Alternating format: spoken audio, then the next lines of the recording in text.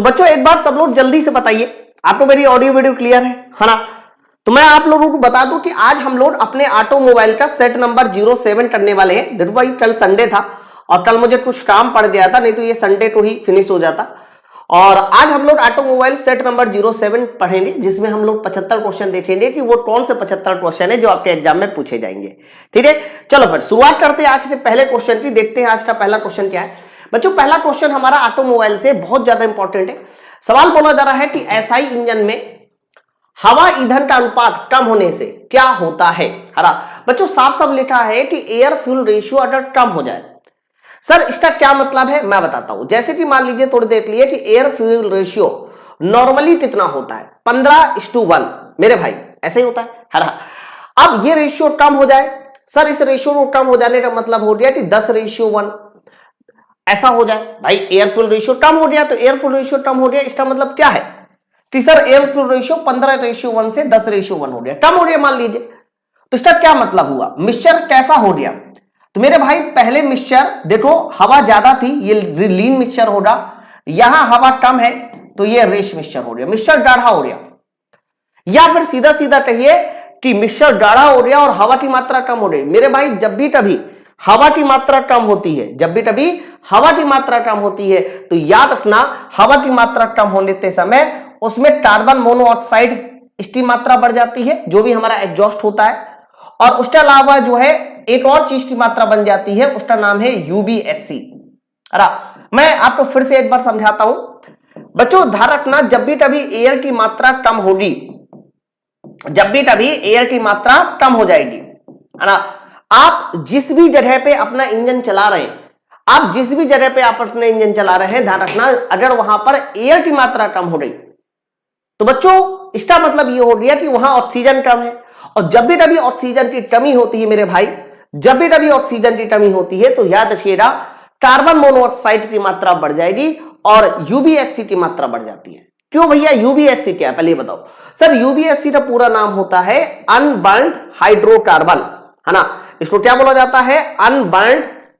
हाँ अनबर्न्ड का मतलब होता है बिना जला हुआ, फिर आगे क्या लिखा जाएगा हाइड्रोकार्बन, बिना जला हुआ हाइड्रोकार्बन अनबर्न्ड हाइड्रोकार्बन बोलते हैं। ठीक है, तो ऑक्सीजन की कमी होने से कार्बन मोनोऑक्साइड और अनबर्न्ड हाइड्रोकार्बन बढ़ जाता है। तो सवाल का आंसर क्या हो जाएगा, सवाल का जो सही आंसर जाएगा वो ऑप्शन नंबर हमारा जाएगा सी वाला उत्तर, कि अगर एयर फ्यूल रेशियो कम हो गया, कम हो जाने का मतलब आप समझो, एयर फ्यूल रेशियो कम हो जाना मतलब मिक्सचर गाढ़ा हो गया है। गाढ़ा हो जाने का मतलब क्या हुआ कि हवा की मात्रा क्या हो गई कम हो गई। और जब भी कभी हवा की मात्रा मेरे भाई कम होगी तो कार्बन मोनोऑक्साइड की मात्रा बढ़ जाती है और अनबर्न्ड हाइड्रोकार्बन भी बढ़ जाएगा। ऑप्शन नंबर हमारा सी। बहुत प्यारा सवाल था। ठीक है, अब मैं आपको एक दो चीजें समझाता हूं, उस बात को समझो। बच्चों ध्यान रखना जब ऑक्सीजन की कमी होगी, ऑक्सीजन की कमी होगी तो हमेशा बनने वाली गैस कार्बन मोनोऑक्साइड होगी। क्या होगी, कार्बन मोनोऑक्साइड होगी। अरे सर इसे पता है किस नाम से जाना जाता है, इसे बोला जाता है अपूर्ण दहन।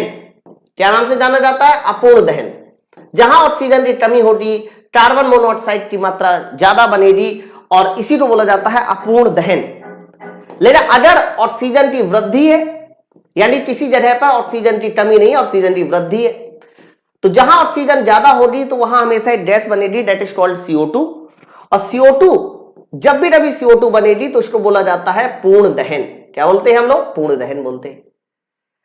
तो आंसर बताइए किसके साथ जाएगा, ऑप्शन नंबर हमारा सी वाला उत्तर होगा, ग्रोथ ऑफ CO एंड यूबीएससी। नेक्स्ट आइए, मोर्स मानक टेपर कितना होता है, संख्या पूछी जा रही है। तो बच्चों ध्यान रखना जो मोर्स स्टैंडर्ड टेपर होता है वो MT 0 से स्टार्ट होता है, और MT कहां तक जाता है सर, MT 7 तक जाता है। MT 0 से MT 7 तक जाता है हमारा मोर्स स्टैंडर्ड टेपर। अगर 0 से 7 तक जा रहा है तो बताइए इसकी संख्या कितनी होगी, 8। बच्चों मोर्स टेपर जो है मेनली कहां यूज किया जाता है, तो कह देना ये मेनली यूज किया जाता है ड्रिल बिट में, है ना। ड्रिल बिट के साथ जितने भी लेथ स्पिंडल्स होते हैं तो लेथ स्पिंडल में भी हम लोग मोर्स स्टैंडर्ड टेपर को ही यूज करते हैं, मोर्स स्टैंडर्ड टेपर। बच्चों ध्यान रखना मोर्स स्टैंडर्ड जो टेपर होता है वो क्या होता है, तो कह देना इस टेपर का मान होता है 1/20, है ना। 1/20 ये इस टेपर की वैल्यू होती है। आप लोगों को बच्चों ये भी याद करना है 1/20। 20। ठीक है, ऑप्शन नंबर बी। नेक्स्ट आइए, ओम का नियम। देखो आप लोग के सिलेबस में बेसिक इलेक्ट्रिकल और बेसिक इलेक्ट्रॉनिक्स ये भी है, ध्यान रखिएगा, इनको आपको हल्के में नहीं लेना, इनसे भी क्वेश्चन आते हैं। तो बोला जा रहा है अगला सवाल कि ओम का नियम किस पर लागू होता है। तो याद रखिएगा ओम का जो नियम है ना, अच्छा किस पर लागू नहीं होता है। ओके सर, ओम का नियम डीसी एसी सब में लागू हो सकता है, लेकिन ओम का नियम कभी अर्धचालक इस पे लागू नहीं होता। हमेशा ध्यान रखना, ओम का नियम कभी भी अर्धचालकों में लागू नहीं होता, हमेशा धातुओं में लागू होता है। सेमीकंडक्टर में कभी ओम का नियम नहीं लागू होता। ठीक है, ओम का नियम अगर कोई पूछे कि होता क्या है तो सीधा सीधा कहिए कि वोल्टेज और करंट का अनुपात हमारा आर के बराबर होता है। सर यही हमारा ओम का नियम है। नेक्स्ट आइए बच्चों, अगला सवाल चौथा नंबर है, कैमशाफ्ट 4 स्ट्रोक इंजन में ट्रेन की गति के कैसे ढूंढती है। हरा बच्चों, इन्होंने कैमशाफ्ट की गति पूछी है। देखो किसकी गति पूछी है सर, कैमशाफ्ट की गति पूछी है, किसकी तुलना में पूछी है, क्रैंकशाफ्ट की तुलना में पूछी है। ये देखो, ठीक है, कैमशाफ्ट की गति पूछी है, किसकी तुलना में पूछी है, क्रैंकशाफ्ट की गति। तो याद करो, मैंने आपको देखो, मैं जहां जहां आपको पूरा थ्योरी बता चुका हूं, वहां वहां मैं ऐसा समझता हूं कि आप लोगों को मुझे ज्यादा डिटेल देने की जरूरत नहीं है। अब मेरी बात समझो, अरे लेकिन जहां पर मुझे थ्योरी नहीं बताई वहां डिटेल देने की जरूरत है। तो ये मैंने थ्योरी पूरी बताई है, अरे इसीलिए मैंने बताया था, उस टाइप से थोड़ा कम कर दो। तो मैंने आपको बताया था कि क्रैंक जो है इसकी स्पीड डबल होती है और कैम की स्पीड आधी होती है। अरे थोड़ा ज्यादा आइसो, थोड़ा और कम, बस ठीक है, ये हटा दो, कम हो गया। अरे जीरो में, अरे हटाना था वो जो आता है, पहले आइसो 350 करो, पहले 300 के आसपास आइसो बढ़ाओ। अभी नहीं आया, बढ़ाओ। नहीं, तुम आइसो बढ़ाना जानते हो? नहीं बढ़ा रहा अभी आइसो, अब बढ़ाओ, और बढ़ाओ, और बढ़ाओ, और बढ़ाओ, और बढ़ाओ, और बढ़ाओ, और बढ़ाओ, बस। अब वो एक पट्टी आती है ना, वो पट्टी हटाओ ना, अभी नहीं हटा, कुछ और भी आ रहा है। अरे वो जिसमें पूरा विंडो आ रही है, एम देखो क्या आ रहा है, तुम इधर आके साइड में, स्ट्रीम बंद नहीं है, यहां से देखो क्या आ रहा है।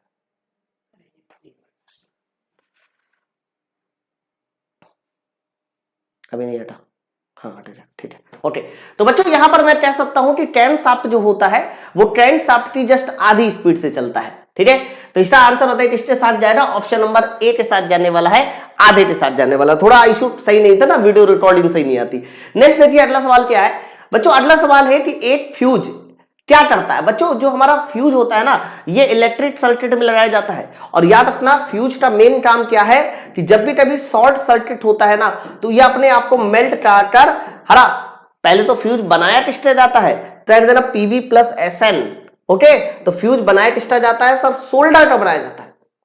फ्यूज एक ऐसा एलिमेंट होता है जो अपने आप को मेल्ट कराकर जो है पूरे सर्किट को बचा लेता है, लेकिन कब, तो एक विद्युत सर्किट में फ्यूज एक उच्च परिणाम स्वरूप उड़ता है, यानी उड़ने का मतलब फ्यूज होता है। अरा तो इसका जो सही आंसर जाएगा short circuit, current flow caused by short circuit, ये इसका सही आंसर जाएगा। मतलब शॉर्ट सर्किट की वजह से जो हमारी अधिकतम धारा बहती है, उसी अधिकतम धारा से कह सकते हो कि वो हमारा फ्यूज हो जाता है, हीट पार्टर ना। तो ऑप्शन नंबर बताइए किसके साथ जाएगा, ऑप्शन नंबर डी वाला उत्तर होगा। नेक्स्ट आइए अगला बच्चों, अगला सवाल देखिए छठवां number, which of the these blow of fuse. अब बताओ इनमें से क्या फ्यूज को पिघलाता है। बच्चों ध्यान रखना, जब फ्यूज को बंद कर देता है या फ्यूज को पिघलाता है तो कह देना इनमें से जो हीटिन है। अब देखो यहां बर्निन, आर्किन, बहुत सारी चीजें लिखी है, एक्चुअली में सही आंसर इसका होना चाहिए हीटिन। हीटिन क्यों आंसर इसका सही होना चाहिए सर, हीटिन इसलिए सही आंसर होना चाहिए क्योंकि आपको पता है कि H बराबर I² into R into T, ये तुम्हारा हीट का फॉर्मूला होता है। तो ऑप्शन नंबर बताइए क्या हो जाएगा, ए आंसर जाना चाहिए। नेक्स्ट आइए, इंजन की गति को नियंत्रित करने के लिए उपयोग किए जाने वाले तंत्र को बताइए क्या नाम से जाना जाता है। इंजन की गति को नियंत्रित करने के लिए उपयोग किए जाने वाले तंत्र को क्या बोलते हैं। बच्चों इंजन की गति को स्पीड कंट्रोल कौन करता है, तो कह देना गवर्नर। गवर्नर क्या काम करता है कि इंजन में भेजे जाने वाले फ्यूल की मात्रा को कंट्रोल करता है और फ्यूल की मात्रा को कंट्रोल करके कह सकते हो गवर्निंग। मैंने सारी चीजें बताई है सर, गवर्निंग कितने तरह से होती है वो सारी बातें मैंने आप लोगों को बताई है। नेक्स्ट है अगला, लीफ स्प्रिंट, पत्तीदार स्प्रिंट आपने जरूर सुनी होगी। देखो भाई, जो हमारी गाड़ियां होती हैं उन गाड़ियों में इस तरीके से पीछे पत्तीदार स्प्रिंट लगाई जाती है ना, है इसमें ना इस तरह से इसका पहली वाली जो पत्ती होती है बच्चों, इसकी जो पहली वाली पत्ती होती है उसमें ऐसे आई शेप दे देते हैं। कैसा शेप? आई शेप। ठीक है, पहली वाली पत्ती को एक नाम से भी जाना जाता है, इसकी पहली वाली पत्ती को बोला जाता है मास्टर लीफ के नाम से जाना जाता है ना। इसके बीच में एक बोल्ट लगाते हैं जिससे कि ये पकड़ सके बच्चों। इस बोल्ट को बोला जाता है सेंटर बोल्ट। क्या नाम से जानता है सर? सेंटर बोल्ट के नाम से जानते हैं। ओके, तो ये जो हमारी पत्तीदार स्प्रिंग है ना, इस पे जब लोड आता है तो ये बेंड कर जाती है। क्या कर जाती है? बेंड कर जाती है। और बेंड करने की वजह से ये कह सकते हो झटकों को एब्जॉर्ब करती है। तो ध्यान रखना, पत्तीदार स्प्रिंग में बेंडिंग होती है। क्या होती है बच्चों? बेंडिंग होती है। अरे कॉम्प्रेशन किस में होता है? तो एक और स्प्रिंग कई बार हम गाड़ियों में यूज करते हैं, that is called helical spring. कभी आप बाइक देखिए तो बाइक में हम लोग हेलिकल स्प्रिंग का इस्तेमाल करते हैं। बताइए बाइक में कौन सी स्प्रिंग का इस्तेमाल करते हैं? हेलिकल स्प्रिंग का इस्तेमाल करते हैं। तो अगर हेलिकल स्प्रिंग में पूछा जाता कि किस वजह से वो झटके ऑब्जॉर्व करती है तो आप बताना वहां संपीड़न। लेकिन लीफ स्प्रिंग में पूछा जाए तो क्या बताना है आपको? तो कह देना वहां आपको बताना है बेंडिंग। ठीक है, चलो नेक्स्ट है अगला। बताओ बच्चों, अगला सवाल 9वां नंबर, बहुत प्यारा सवाल है। बोलो जरा है कि यदि संपीड़न अनुपात बढ़ जाता है तो बताइए इनमें से क्या होगा। बहुत प्यारा सवाल है बच्चों। मैं आपको बता दूं, जब भी कभी कंप्रेशन रेशियो बढ़ जाता है, जैसे कि डीजल इंजन का देखिए कंप्रेशन रेशियो ज्यादा है ना, तो ध्यान रखना जब भी कभी कंप्रेशन रेशियो बढ़ेगा तो उसकी थर्मल इफिशियंसी क्या हो जाती है? बढ़ जाती है। थर्मल इफिशियंसी बढ़ती है, बाकी और कोई इफिशियंसी नहीं, है ना। वैल्यूमेट्रिक इफिशियंसी, मैं आपको बता दूं ये जो वैल्यूमेट्रिक दक्षता है ना, ये कब बढ़ती है? जब हम लोग सुपर चार्जिंग करते हैं। तो कई बार क्वेश्चन आ जाता है कि सुपर चार्जिंग करने से कौन सी दक्षता बढ़ जाती है? तो कह देना सुपर चार्जिंग करने से सर वैल्यूमेट्रिक इफिशियंसी बढ़ती है। आप मेरी बात पकड़ पा रहे हो ना? तो आपका सही आंसर ऑप्शन नंबर ए वाला उत्तर जाएगा कि थर्मल इफिशियंसी विल इंक्रीज, है ना। और जब कंप्यूटर, यहां एयर स्टैंडर्ड इफिशियंसी कांस्टेंट रहती है। कई बार ये सवाल बड़ा कंफ्यूजन करता है, मैं आपको बता दूं, जब भी कभी आरसी को बढ़ाते हैं या आरसी को घटाते हैं तो एयर स्टैंडर्ड जो इफिशियंसी है बच्चों, मतलब ऑटो साइकिल की दक्षता, डीजल साइकिल की दक्षता, यानी एयर स्टैंडर्ड इफिशियंसी की बात करता है यहां पर, तो वो हमेशा कांस्टेंट रहती है। ले आरसी का मान बढ़ाने से हमारा जो थर्मल इफिशियंसी है वो बढ़ जाती है। ठीक है, नेक्स्ट है 10वां बच्चों। 10वां नंबर सवाल देखिए क्या है, एक वाहन का व्हील बेस क्या होता है? व्हील बेस मैंने आपको बताया था, लेकिन इस बार व्हील बेस को अलग तरीके से पूछा गया है। बच्चों ध्यान रखना, जब हम कहते हैं वाहन का व्हील बेस क्या है, तो व्हील बेस मैंने आपको कहा था कि अगले और पिछले पहिए की जो बीच की दूरी होती है, that is called wheel base. अरे बताइए इसे किस नाम से जाना जाता है? सर इसी को तो हम व्हील बेस कहते हैं। हरा, फिर मैंने आपको कहा था कि पिछले वाले जो दो पहिए, हरा ये दूरी क्या कहलाती है? सर इस दूरी को बोला जाता है ट्रैक। तो अगले और पिछले पहिए के बीच की दूरी को हम व्हील बेस कहते हैं। अब सवाल ये कि व्हील बेस क्या आंसर होना चाहिए? बोला जा रहा है distance between the front tyre, नहीं गलत है। Distance between the rear tyre, गलत। Distance between the front and rear axle, हाँ ये हो सकता है। अगर मैं यहां एक्सेल बना दूं, देखो इस तरह से एक्सेल बना दूं, ये देखिए ऐसे एक्सेल बना दिया। आप मेरी बात को समझो, कोशिश करो, ये गाड़ी का मैंने टॉप व्यू बना दे दिया, तो ये हमारी फ्रंट एक्सेल हो गई, ये हमारी रियर एक्सेल हो गई। तो फ्रंट एक्सेल और रियर एक्सेल के बीच की दूरी को भी हम व्हील बेस कह सकते हैं। तो सवाल का जो सही आंसर जाएगा वो ऑप्शन नंबर बताइए कौन सा जाएगा? सी वाला उत्तर होगा इस सवाल का सही उत्तर। नेक्स्ट है 11वां नंबर, इनलेट वाल्व का साइज क्यों बड़ा बनाते हैं? हमेशा ध्यान रखना, जब साइज पूछा जाता है कि इनलेट वाल्व का बड़ा होता है कि एग्जॉस्ट वाल्व का, तो कहना इनलेट वाल्व का साइज हमेशा बड़ा रखते हैं। क्यों भाई? सर उसके दो रीजन है। पहला रीजन तो ये है कि हमारे पास हवा या एयर और फ्यूल का मिक्सचर जो आ रहा है वो ज्यादा अंदर आना चाहिए। क्योंकि मिक्सचर ज्यादा अंदर आएगा तो पावर बढ़िया मिलेगी। तो क्या ऐसा कोई उत्तर है? गैसों को बाहर भेजने के लिए गलत, वायु का वेग बढ़ाने के लिए गलत, ये भी गलत है। वायु का वेग, वायु का वेग घटाने के लिए टोटली गलत।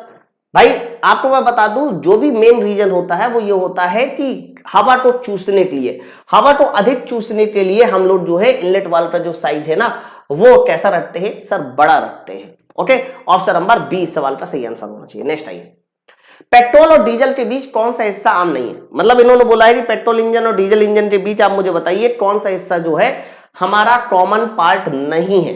तो पेट्रोल और डीजल में ध्यान रखना, ये जो हमारा एक वर्ड लिखा है ना फ्यूल इंजेक्टर, सर ये हमारा कॉमन पार्ट बिल्कुल भी नहीं है ना भाई। ध्यान रखना, फ्यूल इंजेक्टर का इस्तेमाल हम लोग किस इंजन में करते हैं? मात्र सीआई इंजन में करते हैं। किसमें करते हैं? तो कहना सीआई इंजन में करते हैं, और किसी इंजन में हम लोग इसका काम यूज नहीं करते।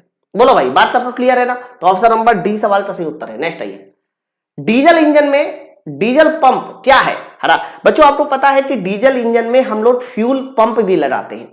ओके, डीजल इंजन में बताइए कौन सा पंप लगाया जाता है? Fuel pump. कई बार एक क्वेश्चन आता है कि फ्यूल पंप के प्रेशर को कौन कंट्रोल करता है?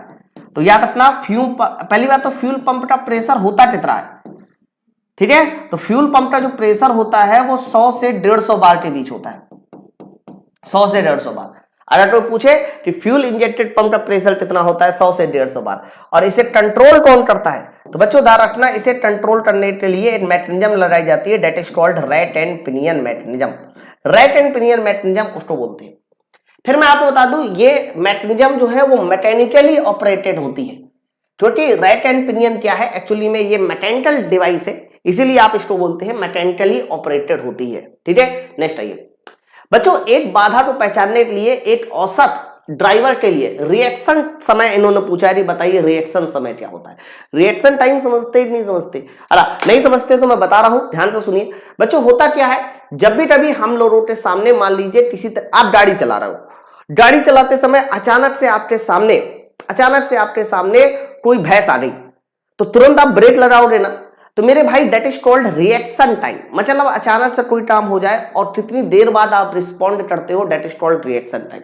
तो जनरली ड्राइवर का जो रिएक्शन टाइम होता है वो 0.5 से 1.7 सेकेंड होता है। ध्यान रखना, ये रिएक्शन टाइम इंपॉर्टेंट है ना। गाड़ियों में गाड़ी चलाने वाले ड्राइवर का रिएक्शन टाइम बहुत कम होना चाहिए, ज्यादा नहीं होना चाहिए, कम होना चाहिए। पिस्टन होने पर ईंधन को डीजल इंजन में सिलेंडर में इंजेक्ट किया जाता है। इन्होंने बोला है कि पिस्टन बताइए कहां पर होगा जब डीजल को हमें सिलेंडर में इंजेक्ट करना है। ओके, तो बच्चों आप लोगों को पता है, जैसे कि मान लीजिए मैंने आपके सामने ये आईसी इंजन बना के दिखाया, ये रहा टीडीसी, है ना। यहां एक इंजेक्टर लगा होता है जो अंदर डीजल को क्या करता है? इंजेक्ट करता है मेरे दोस्त। तो होता क्या है कि जब हम लोग सक्शन कंप्रेशन कर रहे होते हैं, तो कंप्रेशन जब खत्म होने वाला होता है, तभी हमें कह सकते हो डीजल को इंजेक्ट करा देना चाहिए। तो पहला आंसर है pump the fuel to the injector को ईंधन पंप करे संपीड़न के दौरान। ऐसा कुछ भी उत्तर नहीं है, इसका सही आंसर जाएगा जस्ट आफ्टर टीडीसी। नहीं, आफ्टर टीडीसी गलत है। Approaching TDC during compression stroke, संपीड़न के दौरान टीडीसी के पास आना, बिल्कुल एकदम सही। जब कंप्रेशन स्ट्रोक खत्म हो रहा होगा सर, तभी आप लोगों को अंदर डीजल डालना है।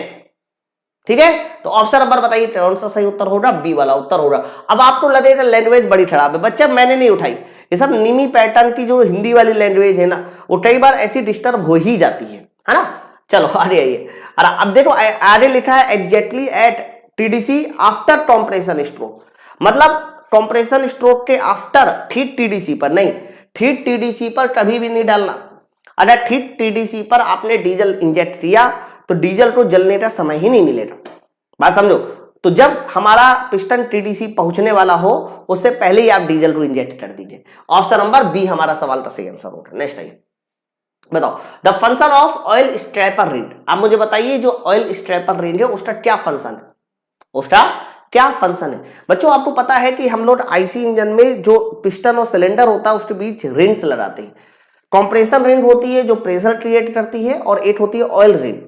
ऑयल रिंग का ही दूसरा नाम बताइए क्या है? स्ट्रैपर रिंग। बच्चों ध्यान रखना, इसका काम क्या होता है? सिलेंडर की दीवार से कार्बन हटाना, और दूसरा काम होता है कि सिलेंडर की दीवार में एक पतली कह सकते हो कि तेल की परत बिछाना।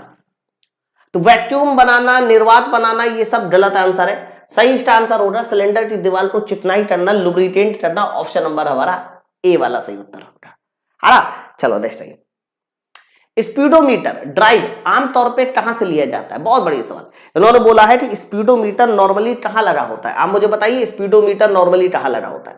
देखो आपकी गाड़ियों में जो स्पीडोमीटर लगा होता है ना, अब अगर आपसे पूछे कि वो क्या बताता है तो कह देना वो आपको बताता है इंस्टेंटेनियस स्पीड, स्पीड बताता है बच्चों, ये वेलोसिटी नहीं बताता। हिंदी में क्या बोलते हैं इसको सर? हिंदी में बोला जाता है इसको तात्कालिक चाल, तात्कालिक चाल बताता है, ध्यान रखिएगा। इंस्टेंटेनियस स्पीड बताता है स्पीडोमीटर। दूसरी सबसे खास बात क्या है सर? स्पीडोमीटर हमेशा तब यूज करना चाहिए जब गाड़ी चले। अब मान लीजिए आप अपनी गाड़ी में, ध्यान से सुनिए, आप अपनी गाड़ी में बैठे हो, इंजन स्टार्ट है, इंजन स्टार्ट है, ध्यान सुनिएगा, तो इंजन स्टार्ट है तो क्या स्पीडोमीटर बताएगा? नहीं सर, स्पीडोमीटर नॉर्मली जो लगाया जाता है तो स्पीडोमीटर से एक और चीज भी कनेक्ट होती है, डिस्टेंस बताने वाला मीटर, जिसको बोलते हैं ओडोमीटर मेरे भाई। तो स्पीडोमीटर से एक और चीज भी कनेक्ट होती है जिसको बोलते हैं ओडोमीटर। ओडोमीटर क्या बताता है सर? ओडोमीटर बताता है हमें डिस्टेंस। बच्चों इसका जो कनेक्शन होता है ये हमेशा हम फ्रंट व्हील से करते हैं, अगले पहिए से करते हैं, क्योंकि गाड़ियां तभी आगे बढ़ती है जब अगला पहिया आगे बढ़ता है। पिछला वाला पहिया तो उस समय भी चल रहा होता है जब गाड़ी रुकी हुई होती है। आप देखो बाइक वगैरह आप चलाते रहिए, पिछला वाला पहिया चलता रहेगा, तो क्या उस समय जो है हमारे पास कोई डिस्टेंस तय हो रही? नहीं सर। इसीलिए ध्यान रखना ये स्पीडोमीटर, ओडोमीटर ये सब हमारे कहां से कनेक्ट होते हैं? फ्रंट व्हील से। हो सकता है कि फ्रंट व्हील ना ऑप्शन में होता, फ्रंट एक्सेल होता तो भी वही सही है। नेक्स्ट आइए, बताइए 18वां। बच्चों बोला जा रहा है कि इंजन फ्लाई व्हील के चारों ओर एक रिंग गियर प्रोवाइड करते हैं। बच्चों ध्यान रखना, इंजन में जो फ्लाई व्हील इस्तेमाल करते हैं उसके चारों ओर हम एक रिंग गियर भी प्रोवाइड करते हैं। यह रिंग गियर पता क्या काम करता है? यह इंजन को सेल्फ स्टार्ट करने में मदद करता है, to start the engine using self starter. Okay, तो रिंग गियर भी एक इस्तेमाल करते हैं फ्लाई व्हील के पास में, जो इंजन को तुरंत स्टार्ट करता है, सेल्फ स्टार्ट करने में मदद करता है। Option number B. टेस्ट आइए 19, अगला सवाल। बच्चों स्पार्क प्लग में स्पार्क होने से पहले स्पार्क इंजन में चार्ज का प्रज्वलन किस रूप में होता है? मतलब बहुत बड़ी बात इन्होंने बोली, कहा है कि स्पार्क प्लग में स्पार्क होने से पहले स्पार्क इंजन में चार्ज का प्रज्वलन किस रूप में होता है?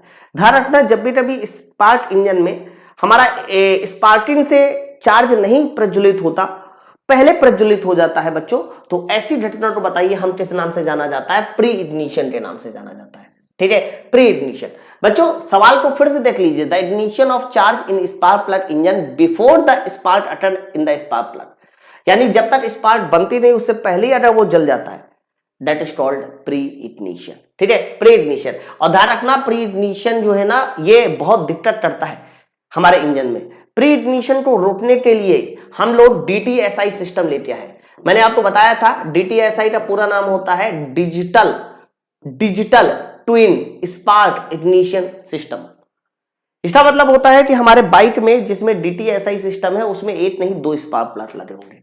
ठीक है, नेक्स्ट है अगला। डीजल इंजन में प्रयुक्त चक्र कौन सा है? सारे साइकिल के नाम लिखे, है ना? तो बच्चों ध्यान रखना, डीजल इंजन में हम लोग कौन सा साइकिल इस्तेमाल करते हैं? तो कह देना डीजल इंजन में डीजल साइकिल इस्तेमाल किया जाता है। तो डीजल इंजन में जो साइकिल इस्तेमाल होता है वो हमारा कौन सा होता है सर? डीजल साइकिल होता है। Option number C. पूरा डिटेल मैंने आपको दे रखा है, इसलिए मैं बार बार उस चीज को नहीं रिपीट करना चाह रहा हूं जो आपने मुझसे पढ़ रखी है ना? नेक्स्ट आइए, it is the temperature of a compressed air should be, मतलब कहा जा रहा है कि जो हमारा टेम्परेचर ऑफ कॉम्प्रेस्ड एयर है वो बताइए कैसा होना चाहिए। साफ साफ लिखा हुआ है कि इन्होंने, अब देखो कॉम्प्रेस्ड एयर का इन्होंने बोला है कि कॉम्प्रेस्ड एयर का कैसा होना चाहिए। हालांकि इनको एक बार ये क्लियर कर देना चाहिए, ये क्लियर कर देना चाहिए। अच्छा, बात एयर की हो रही है, यहीं से आप समझो, एयर अगर कॉम्प्रेस्ड हो रही है तो कंफर्म ये बताइए कौन सा इंजन होगा सर? 101% ये CI इंजन होगा, क्योंकि अगर एयर कॉम्प्रेस्ड हो रही है तो ध्यान रखना वो हमारा इंजन कौन सा होगा? CI इंजन हो। तो CI इंजन में डीजल अंदर आने के बाद डीजल जलना चाहिए। इसका मतलब यह है कि इसका जो पॉइंट होना चाहिए ना, इसका जो टेम्परेचर होना चाहिए वो उसके फ्लैश पॉइंट से ज्यादा होना चाहिए, है ना बच्चों? जिस पर उस पे इग्निशन हो सकता है हमारे डीजल में, उससे देखो डीजल का फ्लैश पॉइंट या SIT मान लो 210 है, तो कॉम्प्रेस्ड एयर का जो टेम्परेचर होना चाहिए वो 210 से ज्यादा होना चाहिए, तभी तो डीजल को जला पाएगा। हाँ, इसीलिए इस सवाल का जो सही आंसर जाएगा वो ऑप्शन नंबर बी के साथ जाने वाला है, above the flash point, above the flash point, option number B.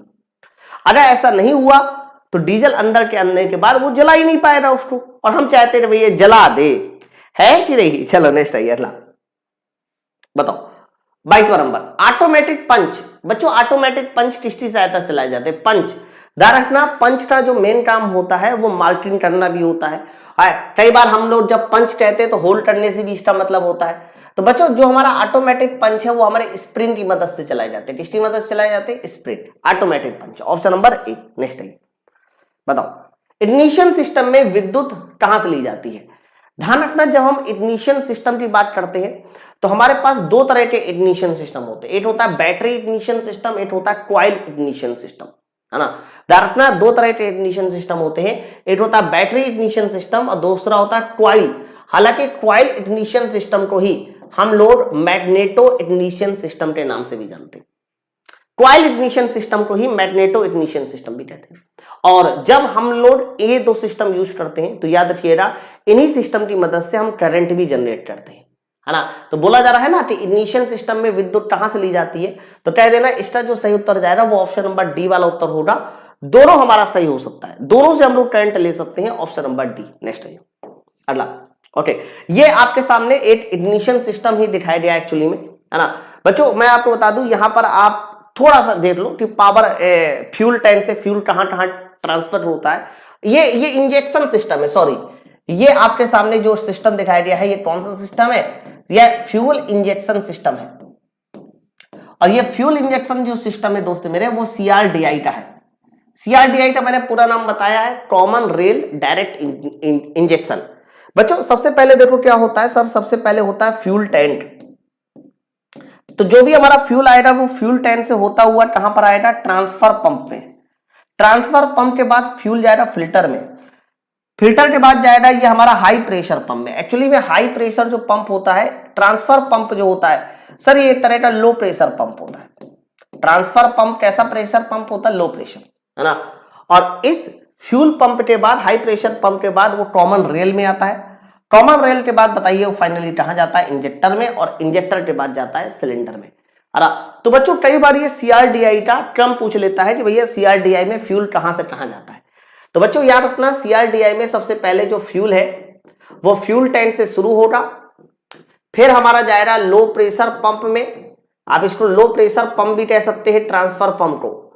फिर बताइए कहां जाएगा? सर ये जाएगा फिल्टर में। कई बार फिल्टर को आप स्ट्रेनर भी कहते हैं। फिल्टर से बताइए कहां जाएगा? सर फिल्टर से जाएगा हाई प्रेशर पंप में, हाई प्रेशर पंप में। और हाई प्रेशर पंप में जाएगा, और हाई प्रेशर पंप के बाद बताइए कहां जाएगा? कॉमन रेल में जाएगा। और कॉमन रेल के बाद बताइए फ्यूल कहां जाएगा? सर इंजेक्टर में। ओके, तो याद रखना सीआरडीआई में जो क्रम होता है वो क्रम आप लोगों को याद होना चाहिए, इससे क्वेश्चन आता भी है तुम्हारे एग्जाम में। नेक्स्ट आइए, डिस्ट्रीब्यूटर का कार्य क्या होता है? कहां लगाया जाता है डिस्ट्रीब्यूटर? याद कीजिए, पिछले वाले वीडियो में बताया था। स्पार्क प्लग में लगाया जाता है भाई। इसका मेन काम होता है स्पार्किंग करने का, है ना। तो स्पार्क करवाना, या आप इसका सही जो आंसर लगाइए वो ये वाला लगाइए, spark plug in the right combustion chamber at right time. यानी सही समय में सही कंबस्शन चैम्बर में स्पार्किंग कराना, ये डिस्ट्रीब्यूटर का काम है। सिर्फ स्पार्किंग कराना नहीं, सही समय में स्पार्किंग कराना वो डिस्ट्रीब्यूटर का काम होता है। ओके, नेक्स्ट आइए, ऑप्शन नंबर सी। अगला सवाल है 25 नंबर, निम्नलिखित में से किस तेल की विस्कोसिटी सबसे उच्च है? इन्होंने बोला है कि आप मुझे बताइए इनमें से किस तेल की विस्कोसिटी सबसे उच्च है। बच्चों ध्यान रखना विस्कोसिटी को शो करने के लिए हमारे पास एक पैरामीटर होता है SAE। बताइए SAE का पूरा नाम क्या है? तो सोसाइटी ऑफ ऑटोमोटिव इंजन। ध्यान रखना इसका कोई पूरा नाम पूछे कि SAE का पूरा नाम क्या है, तो आपका कहना है society of automotive engine. Society of automotive engine, ये हमारे SAE का पूरा नाम होता है मेरे भाई। ध्यान रखना ये विस्कोसिटी बताता है, जिसके आगे जितना नंबर ज्यादा लिखा होगा वो उसकी विस्कोसिटी उतनी ज्यादा होगी, ठीक है, यानी 120। बच्चों ध्यान रखना ये कौन सी विस्कोसिटी बताता है, कई बार ये भी क्वेश्चन आ सकता है। तो याद रखिएगा ये जो विस्कोसिटी बताता है ये होती है काइनामेटिक विस्कोसिटी। कौन सी विस्कोसिटी होती है? सर काइनामेटिक विस्कोसिटी बताता है, इस बात को ध्यान रखिएगा। ओके, चलो नेक्स्ट आइए अगला 26। बच्चों इन्होंने बोला है RTV का पूरा नाम क्या है? देखो आप लोग के एग्जाम में फुल फॉर्म बहुत पूछे जाते हैं। इस बार इन्होंने जो फुल फॉर्म पूछा है वो RTV का पूछा है कि बताइए RTV का पूरा नाम क्या है। तो RTV ये वल्कनाइजेशन का एक पूरा प्रोसेस है। और ध्यान रखना RTV का मतलब वल्कनाइजेशन समझते हैं, सर वल्कनाइजेशन का मतलब होता है कि जब हमें अपनी सॉफ्ट रबर को सल्फर के साथ ड्रम करना होता है, तो सल्फर के साथ ड्रम करने के बाद क्रिया कहलाती है वल्कनाइजेशन यानी वल्कनीकरण। तो आरटीवी का पूरा नाम होता है room temperature vulcanising. Option number हमारा सी सवाल का सही उत्तर है, room temperature vulcanising. 27 number very important, इसको आप समझो। निम्नलिखित में से टॉर्क कन्वर्टर का क्या काम है? इन्होंने बोला है कि बताइए इनमें से क्या टॉर्क कन्वर्टर का काम है। देखो मैं आपको बताऊं, इंजन में जो पावर होती है उस पावर का फॉर्मूला होता है बलाढूर टी इंटू ओमेगा। ध्यान रखना इंजन की पावर P बराबर फॉर्मूला होता है टी इंटू ओमेगा। बच्चों ध्यान रखना इंजन से मिलने वाली पावर हमेशा कांस्टेंट होती है ना। तो जब हमें, अच्छा ओमेगा का फॉर्मूला क्या होता है? सर ओमेगा का फॉर्मूला होता है 2 पाई n/60, ठीक है। तो जब हमारे पास, ध्यान से सुनिएगा, जब हमें ज्यादा स्पीड चाहिए होती है, एन ज्यादा रखना होता है, तो वहां टॉर्क कम हो जाता है ना। जैसे कि आप देखो फ्लैट सड़क पे आप स्पीड ज्यादा रखते हो तो वहां टॉर्क कम होगा, लेकिन जब आप चढ़ाई पे जाते हो बच्चों तो चढ़ाई पे क्या होता है, अरे स्पीड कम हो जाती है, वहां टॉर्क ज्यादा जरूरी होता है। ओके, तो ध्यान रखना एन और टी का मल्टीप्लाई हमेशा कांस्टेंट रहेगा, यानी जब आपके इंजन की स्पीड ज्यादा होगी तो इंजन से मिलने वाला टॉर्क कम होगा, इंजन की स्पीड कम होगी तो मिलने वाला टॉर्क हमारा क्या होगा, ज्यादा होगा। तो बताइए इस सवाल का सही उत्तर किसके साथ जाएगा? निम्न में से टॉर्क कन्वर्टर का कार्य बताइए क्या है? तो तेज गति पे टॉर्क बढ़ाना गलत, टोटली गलत। कम गति पे टॉर्क बढ़ाना ये एकदम सही, increasing torque at low speed, उल्टा है ना। कम गति पे टॉर्क बढ़ाना ये सवाल का सही आंसर हो जाएगा। ऑप्शन नंबर बताइए कौन सा? बी। ये फॉर्मूला इंपॉर्टेंट है, ध्यान रखना, इससे क्वेश्चन आता है। बताओ समकोण शाफ्ट पर कार्य करने के लिए कौन सा गियर यूज करते हैं? बच्चों ध्यान रखना जितने भी हमारे समकोण शाफ्ट पे गियर यूज करते हैं वो हमारा इस तरह से बेवल गियर होता है। अब देखो ये जो मैंने गियर आपको बना के दिखाया that is called my bevel gear, ये है बेवल गियर, है ना। तो बेवल गियर में क्या होता है कि हमारे पास दो एक्सेस होती है और ये दोनों एक्सेस बताइए कितने डिग्री पर काटती हैं? सर 90 डिग्री पर काटती हैं। तब ये हमारा बताइए कौन सा गियर बन जाता है? Bevel gear. बच्चों समकोण पे काटने वाला गियर बेवल गियर होता है और बेवल गियर का ही एक प्रकार होता है माइटर गियर। कौन सा गियर? माइटर गियर। कई बार क्वेश्चन आता है कि माइटर गियर का इस्तेमाल कहां होता है, तो कह देता है गवर्नर में। वो जो हम लोग आईसी इंजन का गवर्नर पढ़ते हैं ना, उसमें माइटर गियर इस्तेमाल होता है। अरे माइटर गियर की खास बात क्या होती है कि माइटर गियर में दोनों साइज हमारे बराबर होते हैं, इसलिए दोनों की स्पीड भी बराबर होती है। ओके, तो फिर का सही आंसर बेवल गियर जाएगा। बेवल गियर का ही एक प्रकार है mitre gear. Option number B, D. Next आइए, बताओ टॉर्क रेंज। इन्होंने बोला है कि जो हमारा टॉर्क रेंज होता है बताइए उसका उपयोग किया जाता है। टॉर्क रेंज का उपयोग इन्होंने पूछा। तो बच्चों ध्यान रखना जो हमारे टॉर्क रेंज होते हैं वो घुमाकर नट और बोल्ट को कसते हैं, ठीक है। तो आंसर इसका जाने वाला है बोल्ट और नट को कसने के लिए, बोल्ट और नट को कसना है। ऑप्शन नंबर बी हमारा सही आंसर जाएगा। टॉर्क रेंज का इस्तेमाल मेन नट और बोल्ट को कसने में होता है, ठीक है। चलो नेक्स्ट आइए, ब्रेक कसना नहीं होता, ब्रेक दूसरी चीज होती है। ब्रेक को तो हम प्लास से कस देते हैं। सवाल देखिए, स्पार्क प्लग कंबशन चैम्बर में लगभग कितने तापमान पे कार्य करना शुरू करता है? मतलब जो स्पार्क प्लग होता है वो कंबशन चैम्बर में कितने तापमान पे काम करता है? तो बच्चों ये डेटा है, ये डेटा आपको डायरेक्ट याद करना है। 2000 डिग्री सेंटीग्रेड, यानी कंबशन चैम्बर जो स्पार्क प्लग में स्पार्क प्लग जो कंबशन चैम्बर में कार्य करता है वो 2000 टेम्परेचर उसका वर्किंग टेम्परेचर होता है, 2000 डिग्री सेंटीग्रेड। नेक्स्ट आइए, इग्निशन सिस्टम के पार्ट क्या है? इन्होंने बोला है 31 नंबर में, बताइए इग्निशन सिस्टम के पार्ट क्या है? तो मेरे भाई आप देखो battery, spark plug, ignition switch भी होता है। सर ये सब हमारे इग्निशन सिस्टम के पार्ट होते हैं। ओके, ऑप्शन नंबर हमारा डी वाला उत्तर जाएगा, इग्निशन सिस्टम के part, option number D. Next आइए, घूमती हुई खड़ी अवस्था में सहारा देने के लिए हम किस शाफ्ट का प्रयोग करते हैं? मतलब कहने का यह है कि मेरे पास एक शाफ्ट है जो ऐसे घूम रही है, तो बताइए खड़ी अवस्था में है तो हम किस तरह की बीरिंग का प्रयोग करते हैं? तो बच्चों खड़ी शाफ्ट यानी वर्टिकल शाफ्ट को सहारा देने के लिए हम लोग जो बीरिंग इस्तेमाल करते हैं मेरे भाई, बताइए उसको किस नाम से जाना जाता है? सर उसको बोला जाता है फुट स्टेप बीरिंग। उसको बताइए कौन से नाम से जाना जाता है? Foot step bearing. कई बार क्वेश्चन आएगा कि फुट स्टेप बीरिंग में कैसी शाफ्ट यूज करते हो? तो फुट स्टेप बीरिंग में ध्यान रखना वर्टिकल शाफ्ट यूज करते हैं। कैसी? वर्टिकल शाफ्ट यूज करते हैं, है ना। तो आंसर इसका जाएगा ऑप्शन नंबर सी के साथ फुट स्टेप बेरिंग के साथ, ऑप्शन नंबर सी के साथ। नेक्स्ट है अगला, बताओ बच्चों अगला सवाल है निम्नलिखित में कौन सा कूलिंग सिस्टम का हिस्सा है। इन्होंने बोला है कि बताइए इनमें से कौन कूलिंग सिस्टम का हिस्सा है। बच्चों आप लोग को मैं बता दूं, आप लोग गाड़ियों में ज्यादातर वाटर कूलिंग सिस्टम इस्तेमाल करते हैं, एयर कूलिंग सिस्टम भी होता है लेकिन उसमें फिन्स वगैरह होती है, उसमें कोई सिस्टम नहीं होता। लेकिन ध्यान रखना ये जो थर्मोस्टेट वाल्व है मैंने पूरा आपको बता रखा है, मुझे अच्छे से याद है जब मैंने आपको प्रेशर कूलिंग सिस्टम पढ़ाया था। तो प्रेशर कूलिंग सिस्टम में मैंने आपको बताया था कि एक थर्मोस्टेट वाल्व होता है जो कह सकते हो कि हमारे पास इंजन से गर्म पानी को निकाल के ऊपरी टैंक में लेके आता है, याद है ना, ऑप्शन नंबर डी। नेक्स्ट आइए, वर्नियर बेवल प्रोटेक्टर में 5 मिनट के लीस्ट काउंट को प्राप्त करने के लिए मेन स्केल के 23 डिग्री को कितने बराबर भागों में बांटते हैं। बच्चों यहां वर्नियर बेवल प्रोटेक्टर की बात हो रही है, याद रखना वर्नियर बेवल प्रोटेक्टर का जो लीस्ट काउंट होता है वो 5 मिनट होता है, मैंने कई बार बताया आपको। लेकिन इन्होंने तो ये पूछा है कि 5 मिनट लीस्ट काउंट पाने के लिए हम लोग मेन स्केल को 23 डिग्री को कितने बराबर भागों में बांटते हैं, है ना। तो याद रखिएगा मेन स्केल की 23 डिग्री को हम लोग जो बराबर भागों में बांटते हैं वो 12 इक्वल भागों में बांटते हैं वर्नियर स्केल के, ठीक है। तो वर्नियर स्केल के 12 भागों में बांटते हैं तब कहीं जाके 5 मिनट लीस्ट काउंट मिलता है। देखो ये निकाला कैसे जाता है बच्चों, याद रखना वर्नियर बेवल प्रोटेक्टर का जो लीस्ट काउंट होता है वो होता है 2 times main scale division minus vernier scale division, 2 times main scale division minus vernier scale division, ये फॉर्मूला होता है ना। और बच्चों जो हमारा मेन स्केल डिवीजन होता है बताइए वो कितना होता है।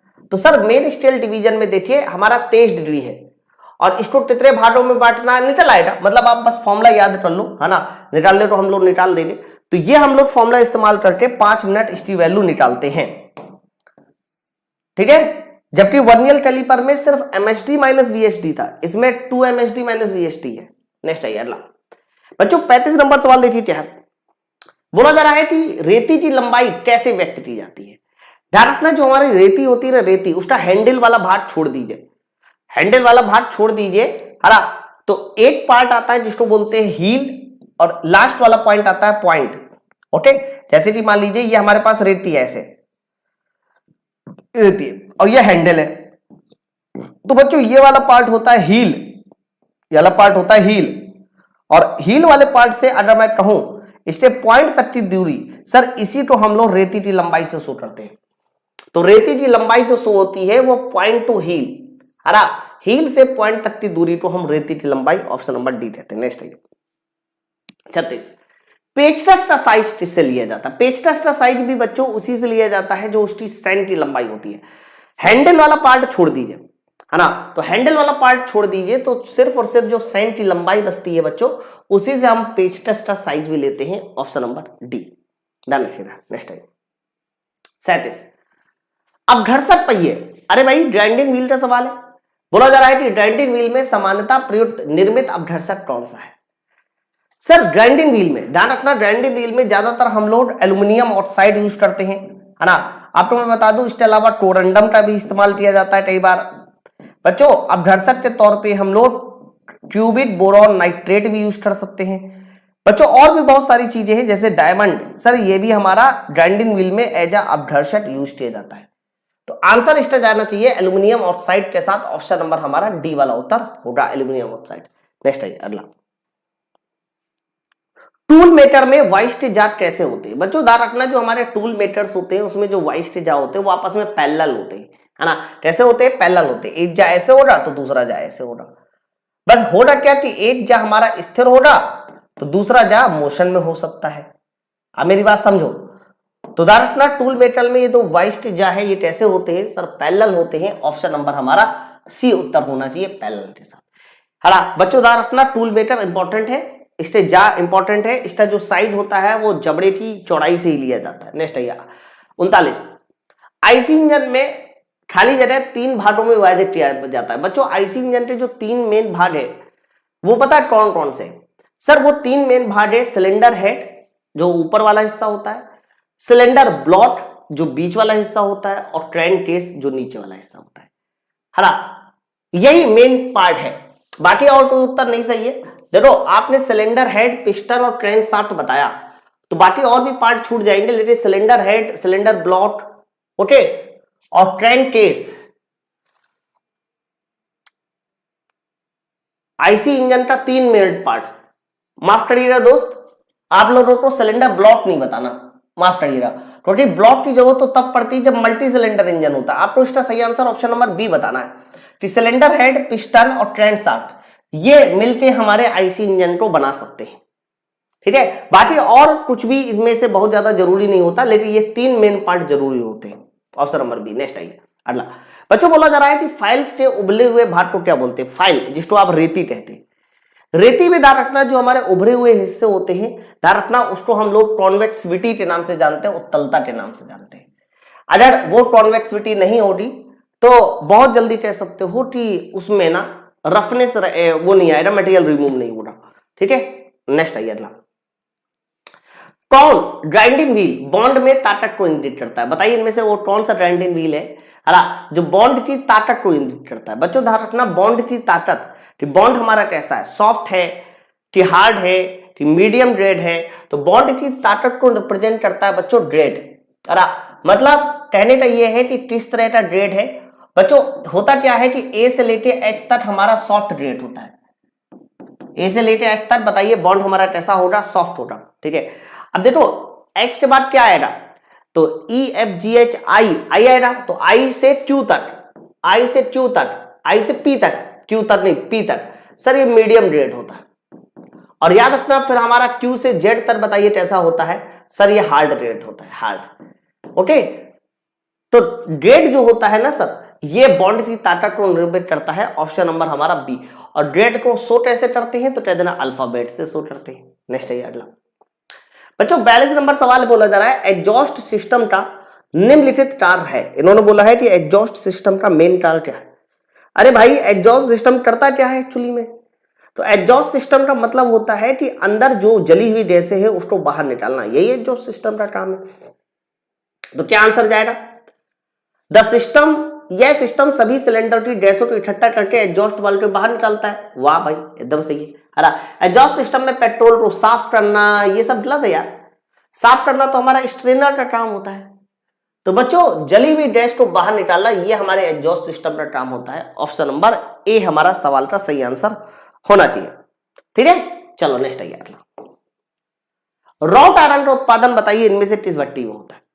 सर इन्होंने रॉट आयरन पूछा है, आप बताओ पहले ब्लास्ट फर्नेस में किसका उत्पादन होता है? तो कह देना पिग आयरन का।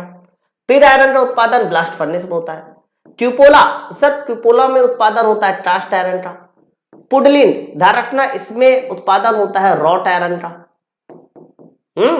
तो ये सब आप लोगों को उत्पादन याद होनी चाहिए। फिलहाल इन्होंने रॉट आयरन पूछा है, ऑप्शन नंबर हमारा सी वाला होता है। नेक्स्ट है मफलर। मफलर याद है ना किसे बोलते हैं? सर मफलर का मतलब ये होता है कि जो हमारे इंजन्स में, सर जो हमारे इंजन में कह सकते हो कि आवाज को कम कर दे, साइलेंसर जिसको बोलते हैं सर वो मफलर। ये स्टेनलेस स्टील की चादरों से बनाया जाता है। अब स्टेनलेस स्टील नहीं है तो स्टील की चादर लगा दो, है ना। अब इसे कॉपर का क्या देखा है क्या मफलर बनाया जाता है? नहीं सर, साइलेंसर बोलते हैं। Option number B. नेक्स्ट आइए। किस पुली को कोन पुली के नाम से जाना जाता है? इनमें से बताइए वो कौन सी पुली है जिसको आप कोन पुली कहते हो? मेरे दोस्त आपको मैं बता दूं, जब हम लोग अपनी पुली को इस आकार में बनाते हैं, सर इस आकार में बनाते हैं, तो इसे बोला जाता है कोन पुली। कोन पुली का मेन इस्तेमाल पता है कहां होता है? तो कहना कोन पुली का मेन यूज होता है जब हमें इंजन से अलग अलग तरह के आरपीएम पाने हो, ठीक है। इंजन आपको एक ही तरह का आरपीएम दे रहा, लेकिन उस आरपीएम को अलग अलग स्पीड में अगर बनाना हो तो हाँ हम लोग कोन पुली का इस्तेमाल करते हैं। हालांकि कोन पुली को ही हम लोग स्टेप्ड पुली भी कहते हैं। कोन पुली को बताइए किस नाम से जाना जाता है? स्टेप्ड पुली के नाम से जाना जाता है। ऑप्शन नंबर सी। नेक्स्ट आइए अगला। जब एक मेन शाफ्ट से कई मशीनों को चलाना होता है किस प्रकार की पुली का इस्तेमाल करते हैं?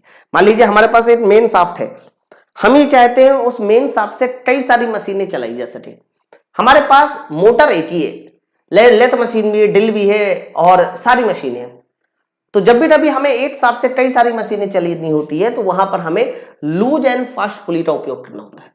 बच्चों होता क्या है कि लूज एंड फास्ट पुली में कि जिसको चलाना होता है उसके साथ पट्टा जोड़ देते हैं और जिसको नहीं चलाना होता उसको खाली छोड़ देते हैं। तो जो खाली हो जाती है वो लूज पुली हो जाती है, जिसके साथ पट्टा जोड़ देते हैं वो फास्ट पुली हो जाती है ना। तो लूज एंड फास्ट पुली का उपयोग उस समय करते हैं जब हमें अपनी एक ही मोटर से कई सारी मशीनें चलानी हो। अगला सवाल देखिए, बाह्य कोण, बाह्य थ्रेड है ना, इन्होंने बोला है एक्सटर्नल थ्रेड, बताइए इनमें से किससे काटी जाती है एक्सटर्नल थ्रेड। देखो परिभाषाएं तो एकदम क्लियर होनी चाहिए आपको। ये जो टैप आता है ना, टैप से बताइए क्या काम करते हैं। तो बच्चों टैप से हम लोग काटते हैं इंटरनल थ्रेड, आंतरिक चूड़ियां, है ना। जबकि डाई जो होता है, डाई से बताइए कैसी थ्रेड काटते हैं, एक्सटर्नल थ्रेड काटते हैं, जिसको आप बोलते हैं बाह्य चूड़ी। तो ऑप्शन नंबर हमारा डी। ड्रिलिंग से क्या करते हैं, नया होल बनाते हैं। बोरिंग से क्या करते हैं, उस होल को बड़ा करते हैं। और रीमर से क्या करते हैं सर, रीमर से उस होल की फिनिशिंग करते हैं। ओके चलो नेक्स्ट है, डीजल इंजन में स्टार्टर मोटर कौन सी होती है। बच्चों देखो डीजल इंजन में हम लोग कॉइल्स यूज करते हैं, और कॉइल यूज हमेशा एसी में होती है, डीसी में कभी कॉइल यूज नहीं होती। तो यहां से डीसी वाला उत्तर तो टोटली गलत हो गया है, सिंक्रोनस भी गलत हो गया। सिंक्रोनस का मतलब क्या होता है सर, सिंक्रोनस मतलब होता है जब स्पीड को बराबर करना होता है वहां सिंक्रोनस होता है। हम लोग वो भी मोटर नहीं यूज करते। एक्चुअली में हम लोग स्टार्टर में जो मोटर यूज करते हैं वो सिंगल फेज एसी मोटर होती है ना, single phase AC motor use होती है हमारे डीजल इंजन के स्टार्टर में। नेक्स्ट आइए अगला 49 number, ignition system is used. भैया इग्निशन सिस्टम का मेन काम क्या है, तो कहना पहला ऑप्शन लिखा है burning of mixture of air fuel के मिक्सचर को जलाना, फ्यूल को इंजेक्ट करना। सर इग्निशन देखो, एक होता है इंजेक्शन, मैं आपको पहले बता दूं, एक होता है ignition. Burning of mixture of air fuel, जलाना। बच्चों जलाने को ध्यान रखना, हम लोग किस नाम से जाना जाता है सर, इसको बोलते हैं इग्निशन सिस्टम। ठीक है, ये जो फ्यूल को इंजेक्ट करना होता है ये हमारा आता है इंजेक्शन सिस्टम में। दोनों अलग है, दोनों मेरे भाई अलग है। हरा heating of air fuel mixture, sir ये हमारा आता है कंबस्शन में। तो बच्चों सवाल नहीं, ये कंबस्शन में नहीं है, एक्चुअली में ये ऑप्शन ऐसे ही बनाया गया फर्जी में, इसका कोई मतलब नहीं है। तो इग्निशन सिस्टम, इग्निशन का मतलब केवल जलाना। तो burning of a mixture of air and fuel, ये सवाल का सही आंसर जाना चाहिए कि एयर और फ्यूल के मिक्सचर को इग्नाइट करना, जलाना, ये हमारा इग्निशन सिस्टम होगा। Option number A. नेक्स्ट आइए, डीजल का बताइए आपके पीछे गलत कितना होता है। एक डीजल का याद कर लो, एक पेट्रोल का याद कर लो। मेरे दोस्त अगर मैं पेट्रोल की रिलेटिव डेंसिटी पूछता कि बताइए पेट्रोल की रिलेटिव डेंसिटी कितनी है, लगभग 0.75 होती है। लेकिन अगर यही डीजल की रिलेटिव डेंसिटी पूछी जाती, डीजल की बताइए कितनी है, तो 0.84 बताना। बच्चों ये दोनों हमारे क्या हैं सर, ये दोनों हमारी रिलेटिव डेंसिटी हैं, सापेक्ष घनत्व है। इसे घनत्व बनाना है तो 8000 से मल्टीप्लाई कर लीजिएगा। ओके, तो सही आंसर ऑप्शन नंबर ए सवाल का सही उत्तर होगा। नेक्स्ट आइए, कार में चोट का क्या प्रयोग है। इन्होंने बोला है कि हम लोग कार में जो चोट प्रयोग करते हैं उसका क्या प्रयोग है। ओके, तो कारों में जो चोट इस्तेमाल किया जाता है, मैंने आपको चोट के बारे में डिटेल बताए कि चोट का मेन यूज होता है कि हम लोग एयर की मात्रा को कम करें जिससे मिक्सचर गाढ़ा हो जाए। गाढ़ा मिक्सचर होने से क्या होता है कि कई बार सर्दियों में जब हमारी गाड़ियां बंद हो जाती है वहां चोट का इस्तेमाल करते हैं। तो to start the cold weather, सर्द मौसम में गाड़ियों को स्टार्ट करने के लिए हम लोग मेन चोट का इस्तेमाल करते हैं। ऑप्शन नंबर सी। नेक्स्ट आइए, ये लीजिए अगला सवाल देखिएगा बच्चों। अगला सवाल है कि किसी पुर्जे के निर्माण के लिए अधिकतम और न्यूनतम आकार के बीच के अंतर को क्या बोलते हैं, है ना। किसी पुर्जे का अधिकतम और न्यूनतम आकार का जो अंतर है बताइए उसको किस नाम से जाना जाता है बच्चों। तो किसी भी जॉब का आप अधिकतम और न्यूनतम आकार ले ले, जिसको आप लोग कहते क्या है सर, जिसको बोला जाता है upper limit minus lower limit. तो अपर लिमिट और लोअर लिमिट का जो डिफरेंस होता है मेरे दोस्त, बच्चों ध्यान रखना, उसी डिफरेंस को हम किस नाम से जानते हैं सर, टॉलरेंस के नाम से जानते हैं। ऑप्शन नंबर हमारा डी सवाल का सही उत्तर होगा। नेक्स्ट हाँ, EGR थोड़ा ये नया है इसलिए मैं समय देके समझाऊंगा। हरा बच्चों ये एक नया क्वेश्चन है और मैंने इसके बारे में अभी तक पिछले किसी भी लेक्चर में डिटेल में नहीं समझाया, तो मुझे आप लोगों को ये बात पूरी समझानी पड़ेगी। सबसे पहला देखो क्वेश्चन आता है कि EGR वाल्व क्या होता है। EGR वाल्व बच्चों, EGR का पूरा नाम पहले आप लोगों को क्लियर करना होगा कि EGR का पूरा नाम क्या है। तो ध्यान रखना इसका पूरा नाम होता है एग्जॉस्ट गैस रिसर्कुलेशन, है ना। क्या होता है तो कह देना एग्जॉस्ट गैस रीसर्कुलेशन। ये देखो, तो ये हमारा एग्जॉस्ट गैस रीसर्कुलेशन, ये हमारा ईजीआर का पूरा नाम है। बच्चों इसका मेन यूज क्या है पहले मैं बता दूं। देखो जब हम लोग आईसी इंजन में फ्यूल को जलाते हैं, तो फ्यूल को जलाने के बाद कई सारे ऐसे प्रोडक्ट होते हैं जो प्रोडक्ट हमारे वायुमंडल में जाके फैल जाते हैं और हमें नुकसान पहुंचाते हैं। उनमें से दो प्रोडक्ट सबसे ज्यादा खतरनाक है, उनमें से एक एनओ है, सीओ है, और दूसरा एनओएक्स है ना। तो सीओ और एनओएक्स ये हमें कई बार जो है हार्मफुल यानी हानिकारक भी पहुंचाते हैं। तो बच्चों हम लोग ये चाहते हैं कि जब हमारा ईंधन जले और हम जली हुई गैसों को बाहर छोड़े, तो इनमें इसकी जो मात्रा हो वो मिनिमाइज हो। सर उसमें इसकी मात्रा कैसी हो? मिनिमाइज हो। एक और चीज भी होती है जो हमें बड़ा नुकसान करती है, अनबर्न्ड हाइड्रोकार्बन। बिना जला हुआ हाइड्रोकार्बन भी बाहर निकल जाता है। तो हम लोग हमेशा चाहते हैं कि बिना जला हुआ हाइड्रोकार्बन भी जो बाहर निकले उसकी मात्रा मिनिमाइज हो। तो यही मात्रा मिनिमाइज कैसे होगी? आप मुझे खुद बताओ, इसकी मात्रा मिनिमाइज कैसे होगी?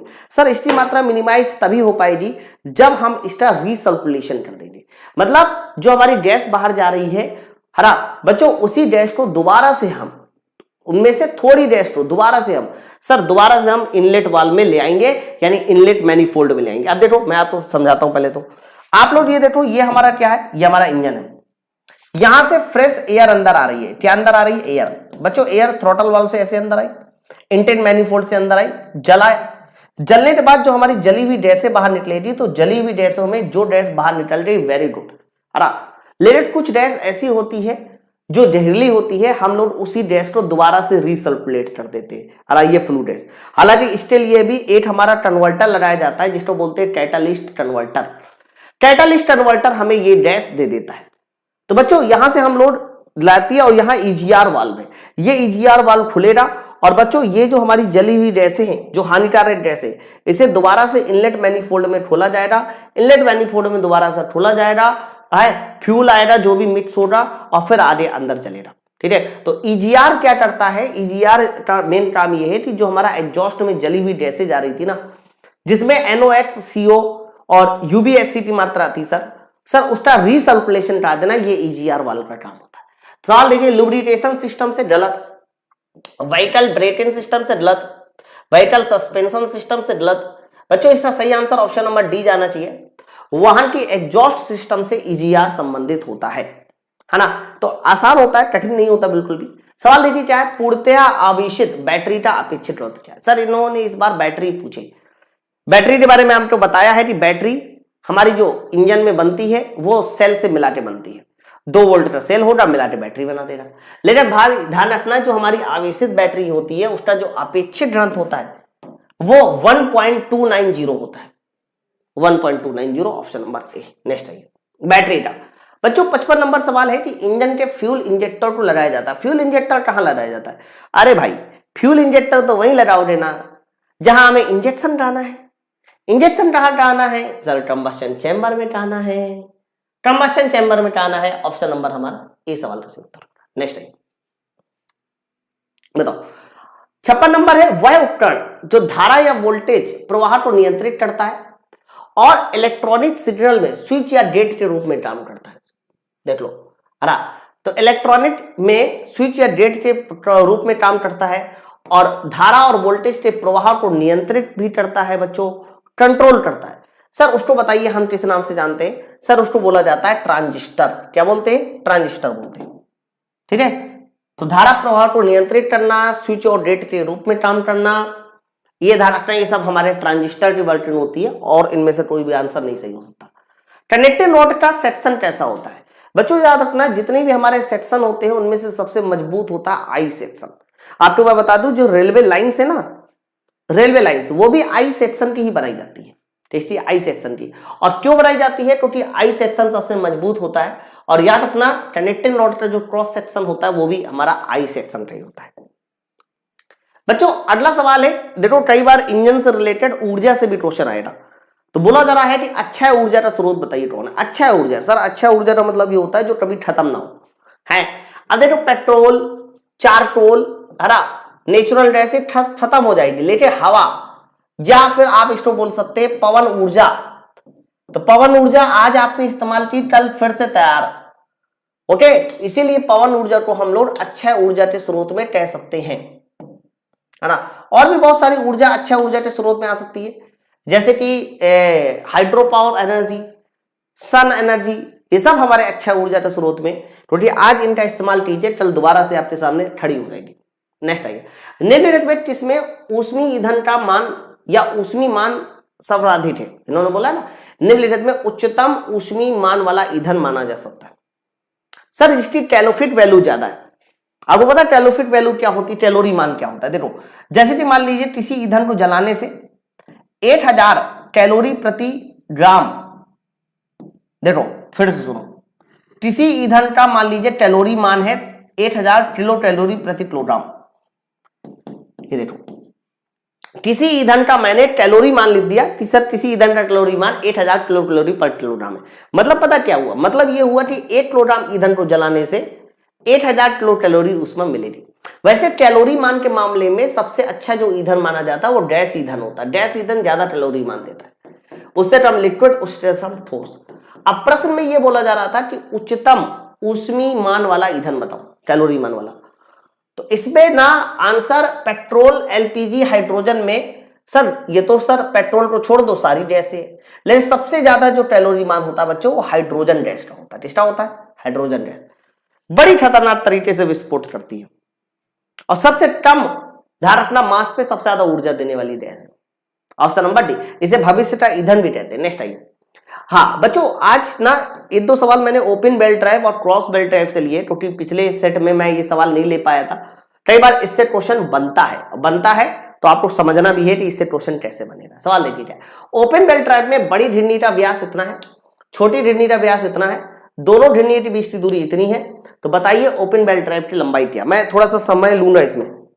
देखो, जैसे कि मान लीजिए ये तुम्हारे पास मैंने यहां पर दो पुली दिखाई बच्चों, इन दोनों पुली को मैंने एक बेल्ट की सहायता से जोड़ दिया, और जो मैंने आपको कहा कि बेल्ट कैसी है, सर ओपन बेल्ट ड्राइव है, ऐसे जोड़ दिया। तो तुमसे एक सवाल आता है कि भैया ये जो ओपन बेल्ट ड्राइव आपने बना के दिखाई, इसमें जो पट्टा यूज करोगे बताइए कितनी लंबाई का पट्टा यूज हो रहा है?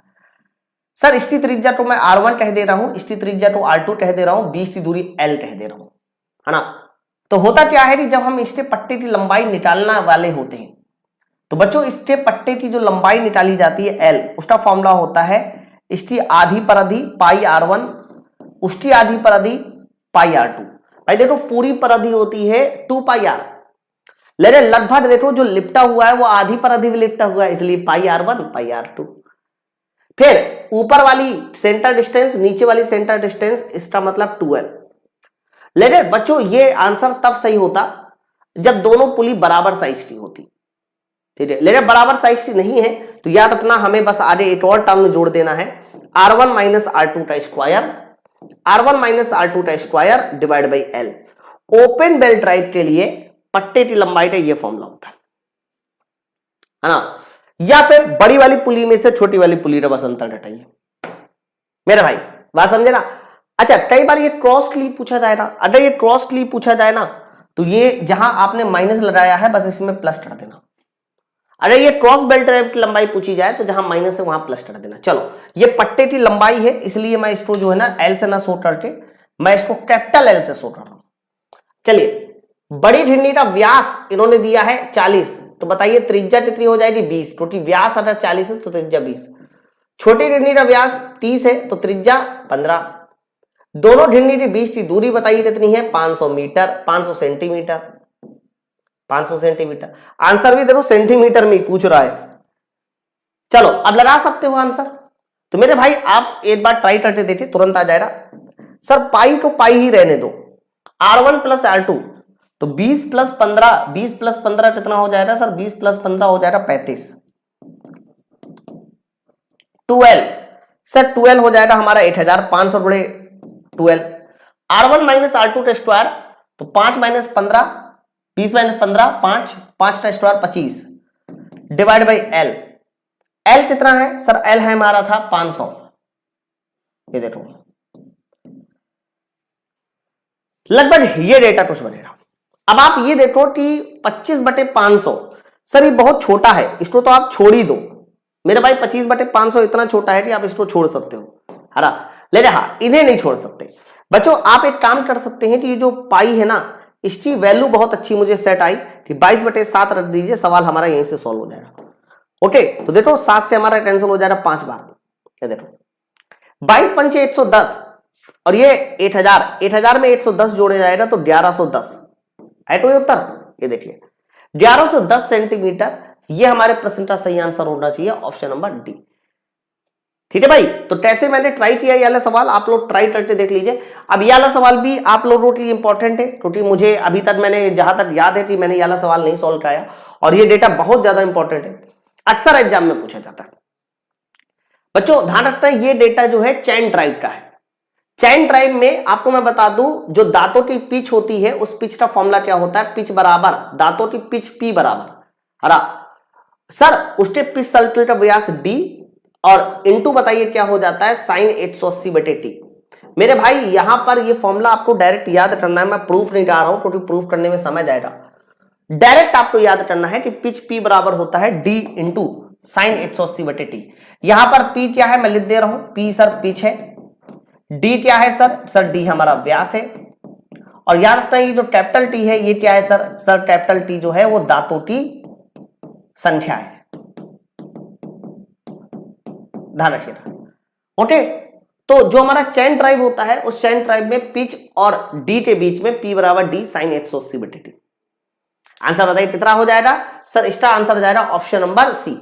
हालांकि कई बार ये सवाल उल्टे तरीके से पूछा जाता है, ये जो डायमीटर डी है कई बार डायमीटर डी की जगह पे वो रेडियस का डबल 2r भी लिख देते हैं, तो कई बार ये सवाल ऐसे भी पूछा जाता है, ऐसे, है ना।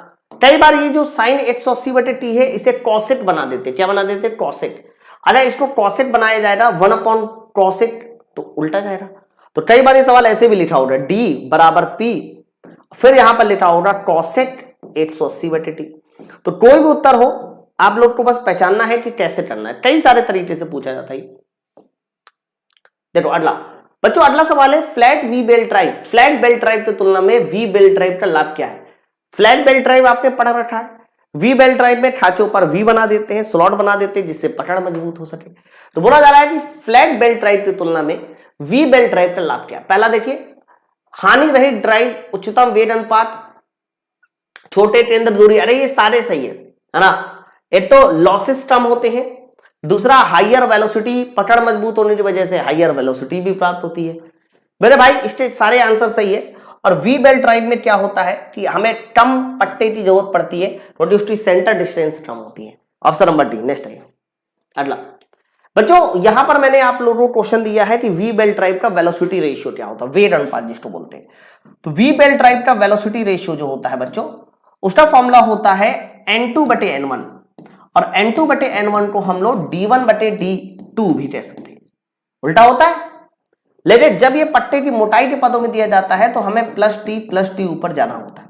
ओके बच्चों, एक सवाल है, ये जो प्रश्न मैंने बताया वेलोसिटी का रेशियो का मान, ये है बेल्ट ड्राइव के लिए। ये फॉर्मूला किसके लिए यूज होता है सर, ये फॉर्मूला यूज होता है बेल्ट ड्राइव के लिए। लेकिन कई बार ये फॉर्मूला हमारा डीएल ड्राइव के लिए पूछा जाता है। तो मेरे दोस्त जब ये डीएल ड्राइव के लिए पूछा जाएगा वेलोसिटी रेशियो का फॉर्मूला, तो तब वहां पर फॉर्मूला बताना है n1/n2, ध्यान सुन लो, और यहां उल्टा हो जाएगा d2/d1। इसलिए कंफ्यूजन ना हो, मैंने इसलिए आप लोगों को बता दिया कि कैसे क्या करना है, नोट डाउन कर लीजिए। अब देखो उन्होंने वेग अनुपात पूछा है तो d1/d2, और जब पट्टे की मोटाई भी दी जाती है तो उसके साथ हमें +t ऊपर नीचे ऐड करना होता है। ऑप्शन नंबर सी। नेक्स्ट है ये लो 64 नंबर सवाल। अभी अभी मैंने इसका सोल्यूशन आपको दिया, जस्ट अभी, लेकिन अभी पूछा अलग तरीके से जा रहा है ना। तो एक चीज याद कर लो, एक चीज मैंने कहा था पिच का मान याद कर लो, पिच बराबर होता है डी, और आगे बताइए क्या हो जाता है साइन 180/t, ये होता है। ठीक है, तो बताओ साइन में तो ऑप्शन ही नहीं है, कॉसेक में, तो आप मुझे बताओ डी बराबर कितना हो जाएगा सर, डी बराबर हो जाएगा पी, और आगे हो जाएगा कॉसेक 180/t। अब आप t/180 मत कर देना, हाँ नहीं तो इसका मतलब गणित आपकी सही नहीं फिर। तो आंसर देखिए ऑप्शन नंबर हमारा बी वाला उत्तर होगा। समझे ना बच्चों, ये 2 वाला जो फैक्टर है ना, 2 वाला फैक्टर तब आता है जब डायमीटर की जगह 2r कर देते हैं आप लोग, है ना। तो हर जगह जब डायमीटर है तो डायमीटर में ही रहने दीजिए। 65 नंबर देखिए बच्चों, ये सवाल स्लिप का सवाल है। एक फ्लैट बेल्ट ड्राइव में ड्राइवर पुली और बेल्ट के बीच 8% की स्लिप है। ड्राइवर पुली और बेल्ट के बीच 8% की है। बेल्ट तथा फॉलोअर के बीच 3% की स्लिप है। यदि ड्राइवर पुली और फॉलोअर के बीच व्यास बराबर हो, मतलब इन्होंने D1 और D2 का व्यास बराबर कह दिया, तो बोला जा रहा है कि बताइए ड्राइवर का वेट अनुपात क्या होना चाहिए या ड्राइव का वेट अनुपात क्या होना चाहिए। मेरे भाई वेलोसिटी रेशियो तो मैंने अभी अभी फॉर्मूला आपको बताया। चूंकि यहां पट्टे की मोटाई नहीं दी रही है तो मैं सीधा सीधा कहूंगा कि वेलोसिटी रेशियो का सर आपने जो फॉर्मूला मुझे बताया था N2/N1, वो फॉर्मूला था D1/D2, है ना। हालांकि पट्टे की मोटाई नहीं दी रही है, स्लिप दी रही है, तो जब भी स्लिप दी जाती है तो कुछ नहीं करना होता, 1 - S1/100 पहली स्लिप, 1 - S2/100 दूसरी स्लिप, बस इतना काम करना होता है। तो मेरे भाई स्पीड के बारे में तो उन्होंने कुछ पूछा ही नहीं, सीधे सीधे कहा कि भैया आप वेलोसिटी रेशियो बस बता दो। तो आप कहना D1 और D2 हमारा कैंसिल आउट हो जाएगा। क्यों भाई, क्यों ऐसा कह रहे हैं? क्योंकि इन्होंने लास्ट में बोला है व्यास बराबर। सर S1 हमारा 8% है तो 1 - 8%, 8/100। S2 हमारा 3% है, 1 - 3/100, 3/100। इसको सॉल्व करके देखना है कितना आंसर आना चाहिए। मेरे भाई 8/100 को घटाएंगे तो 0.99, मेरी बात समझो, और ये आ जाएगा 0.97, ये दो मल्टीप्लाई में आएगा। अब आप बताओ 0.99 और 0.97 का मल्टीप्लाई क्या आएगा? सर 98 तो किसी कीमत में नहीं आ सकता, बताइए क्या आएगा? कभी नहीं, क्योंकि अगर हमने इसमें 8 से छोटे का मल्टीप्लाई किया है, 0.97 में 0.99 का मल्टीप्लाई किया, वैल्यू और छोटी आ जाएगी, 97 से भी छोटी आएगी। बच्चों इस सवाल का 101% आंसर ऑप्शन नंबर सी होगा। इतना छोटा नहीं आएगा, इतना छोटा नहीं। लेकिन 0.97 में जब आप 0.99 का मल्टीप्लाई करोगे, वैल्यू 0.97 से थोड़ी सी छोटी आएगी, जो कि हमारा 0.94 होगा। नेक्स्ट आइए अगला, ये फॉर्मूला को भी वेरी वेरी इंपॉर्टेंट करेंगे बच्चों। ध्यान रखना, जो हम लोग बेल्ट ड्राइव पढ़ते हैं ना, ओपन बेल्ट ड्राइव, तो ओपन बेल्ट ड्राइव में एक टाइट एंड होता है, एक स्लैट एंड होता है। टाइट मतलब कसा और स्लैट मतलब ढीला। तो बच्चों टाइट एंड और स्लैट एंड के बीच जो टेंशन होता है दैट इज कॉल्ड T1 और T2। तो T1 और T2 का अनुपात कई बार आपसे एग्जाम में पूछा जाएगा, वो फॉर्मूला होता है e⁻μθ, है ना। तो T1 और T2 का अनुपात बताइए कितना होता है, e⁻μθ। वेरी इंपॉर्टेंट बच्चों, कई बार ये फॉर्मूला लॉग के पदों में पूछा जाता है। अगर ये फॉर्मूला लॉग के पदों में पूछा जाएगा तो ऐसे पूछा जाएगा, log T1 / T2, दोनों तरफ लॉग लेने पर μθ। क्यों? क्योंकि log e का मान 1 हो जाता है। log e का मान कितना हो जाता है सर? 1 हो जाता है। मेरे भाई ये दोनों फॉर्मूले इंपॉर्टेंट है। ओके, सवाल देखिए कि आंसर क्या हो जाएगा, T1/T2 बराबर e⁻μθ। ऑप्शन नंबर हमारा ए सही आंसर है। आ लिखा है, आ किसी एग्जाम में आया होगा, वहां पर आ लिखा होगा तो उन्होंने भी आल ही लिख दिया, है ना। तो बच्चों ध्यान रखना ये फॉर्मूला, और वेरी इंपॉर्टेंट मैं आपको बता दूं, जब भी कभी किसी भी ओपन बेल्ट ड्राइव में या बेल्ट ड्राइव में घर्षण गुणांक का मान बढ़ाते हैं, एंगल ऑफ लैप बढ़ाते हैं, एंगल ऑफ लैप बोलते हैं इसको, तो बच्चों ध्यान रखना पावर ट्रांसमिशन का मान बढ़ जाता है। किसी बेल्ट ड्राइव में घर्षण गुणांक का मान बढ़ा दो, पावर बढ़ जाएगी। चढ़ाओ तोड़, एंगल ऑफ लैप बढ़ा दो, पावर बढ़ जाएगी। Option number A. नेक्स्ट आइए बच्चों 67, मुख्य जनरल, है ना। मुख्य जनरल का मतलब क्या हो रहा है, जो मेन जनरल है जिसपे ट्रेंट लगाई रही है, और ट्रेंट शाफ्ट की पिन के बीच की दूरी को बताइए क्या बोलते हैं, है ना। तो जो मुख्य जनरल होती है जिसपे कई सारी ट्रेंट लगाई जाती है, और जहां ट्रेंट पिन लगाई जाती है, बच्चों ध्यान रखना इस दूरी को हम लोग ट्रेंट थ्रो के नाम से जानते हैं। वेरी इंपॉर्टेंट है ये भी लाइन, ट्रेंट थ्रो बोलते हैं। ऑप्शन नंबर ए सवाल का सही आंसर है। नेक्स्ट आइए, आमतौर पे घड़ियों पर बताइए कौन सा गियर इस्तेमाल करते हो, घड़ियों पे बताइए कौन सा गियर इस्तेमाल होता है। बच्चों याद रखना, एक गियर ट्रेन होती है जिसका नाम होता है रिवर्टेड गियर ट्रेन। ध्यान रखना, रिवर्टेड गियर ट्रेन का इस्तेमाल दो जगह पे किया जाता है, जो कि बहुत ज्यादा इंपॉर्टेंट है। एक तो घड़ियों पे, और दूसरा ध्यान रखना हम लोग लेथ मशीन में एक मैकेनिज्म लगाई जाती है जिसको बोलते हैं back gear mechanism. Back gear mechanism, तो बैक गियर मैकेनिज्म में भी हम लोग किसका इस्तेमाल करते हैं सर? घड़ी का, रिवर्टेड गियर ट्रेन का इस्तेमाल करते हैं। Option number A. नेक्स्ट आइए 69 नंबर, एक स्पूल गियर का विवरण इन्होंने दिया है, और वृत्ताकार पिच का मान आपसे पूछा जा रहा है कि बताइए इसमें वृत्ताकार पिच का मान कितना होना चाहिए। ओके, कैसे निकला जाएगा? तो बच्चों ध्यान रखना, वृत्ताकार जो पिच होती है P, उसका फॉर्मूला होता है पाई D upon T.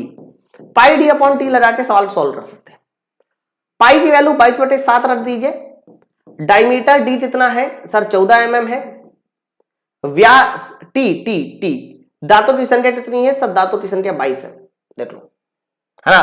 Pi T upon T से हम सवाल को सॉल्व कर सकते हैं मेरे भाई। यहां 7 दूनी 14, 22 से 22। फाइनली मुझे पता चल गया यहां पर सर्कुलर पिच का फॉर्मूला 2 mm आ गया। ओके, 3 फॉर्मूले मैं आपको यहां बताता हूं। एक तो सर्कुलर पिच जिसको आप बोलते हैं वृत्तीय पिच, ये पाई डी अपॉन टी होता है। दूसरा मॉड्यूल डी बाई टी होता है। तीसरा diametral pitch, sir diametral pitch होता है T by D, Vyasi pitch. नाम याद कर लो, मैं एक बार फिर से बोलता हूं, वृत्तीय पिच, मॉड्यूल, व्यासी पिच, ये 3 फॉर्मूले हैं, है ना, टीसीटीआर के लिए। और इन तीनों में कई बार संबंध भी बनाने को आता है, लेकिन संबंध आप बना लोगे क्योंकि फॉर्मूले आपको पता है। बताइए फ्लैट बेल्ट ड्राइव का क्रॉस सेक्शन कैसा होता है ना। तो बच्चों ध्यान रखना, जितनी भी हमारी फ्लैट बेल्ट ड्राइव होती है, बेल्ट ड्राइव होती है, उनका जो क्रॉस सेक्शन है फ्लैट बेल्ट ड्राइव का, वो आयताकार भी हो सकता है, वर्गाकार भी हो सकता है और सर्कुलर भी हो सकता है।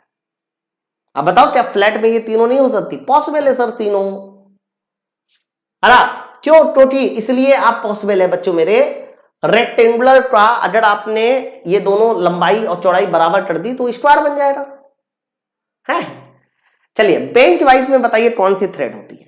याद रखना, जो बेंच वाइज होती है उसमें मेनली हम बटरस थ्रेड यूज करते हैं, लेकिन जब बटरस ऑप्शन में ना मिले तो स्क्वायर वाला आंसर भी लगा सकते हैं। मैं आपको पहले बता दूं, बहुत सारे लोग, ये क्वेश्चन थोड़ा कंफ्यूजन सवाल है ना, आप लोगों को इसका आंसर कई बार स्क्वायर भी मिल सकता है, कई बार बटरस भी मिल सकता है, ठीक है। लेकिन जो सही किताबें हैं, जो ऑथेंटिक किताबें हैं, वो बटरस मानती है। और बटरस में ध्यान रखना, जो पॉइंट एंगल होता है वो 45 डिग्री का होता है। कितना होता है? 45 डिग्री का। ऑप्शन नंबर ए। सवाल देखो क्या, वी प्रकार के इंजन में बेलनों की समान कोण क्या है? वी प्रकार के इंजन में जो बीच का कोण होता है, वैसे वी टाइप का जो इंजन होता है वो ऐसे बनाया जाता है ना। यहां पर हम लोगों को एक इंजन और पिस्टन अरेंजमेंट लगाना होता है, यहां पर एक हम लोगों को आईसी इंजन पिस्टन। यहां पर जो मेनली ये एंगल होता है, मैंने आपको यही बताया होगा, ये 60 और 90 दोनों हो सकते हैं, लेकिन यहां 60 भी है ऑप्शन में, 90 भी है। बच्चों ध्यान रखना, तो ज्यादा प्रेफरेंस हमेशा 60 डिग्री को देना है। किसको देना है? 60 डिग्री को देना है। Option number A. नेक्स्ट है, डीजल इंजन में डीजल किस प्रकार से जलता है? 73 नंबर बोला जा रहा है कि डीजल इंजन में डीजल किस प्रकार से जलता है बच्चों।